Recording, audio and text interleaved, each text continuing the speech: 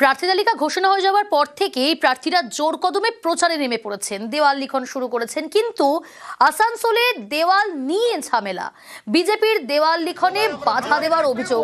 কাদের বিরুদ্ধে অভিযোগ, ঠিক কি অভিযোগ বিস্তারিত জানাবো। তবে তার আগে আপনাদের দেখাচ্ছি যে ছবিটা দেখুন, সেখানে দেওয়াল দখল, অর্থাৎ দেওয়াল লিখন হবে, সেই দেওয়ালটা দখল করবে কে, কার দেওয়াল, কোন দেওয়ালে লেখা হবে, সেই নিয়ে তৃণমূল এবং বিজেপির মধ্যে অভিযোগ, পাল্টা অভিযোগ। যদিও সেই অভিযোগ তৃণমূল অস্বীকার করেছে এবং পাল্টা বিজেপিকেই নিশানা করেছে তৃণমূল কংগ্রেস।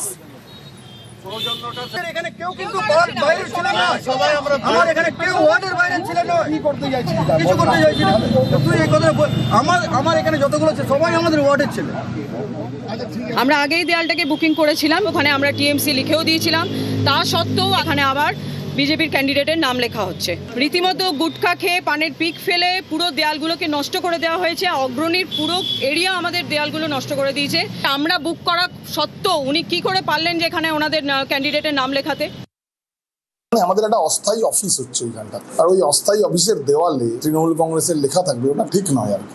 এবং ওখানে এখন বর্তমানে যে জমির কাগজপত্রে যার নাম আছে তার কাছ থেকে আমরা ওখানে দেওয়ালটা লেখবার কনসেন্ট নিয়ে এসেছি। আমরা এটা ইলেকশন কমিশনে দেখাচ্ছি, জমা করছি, আমাদের অথেন্টিক ওখানে পারমিশন রয়েছে।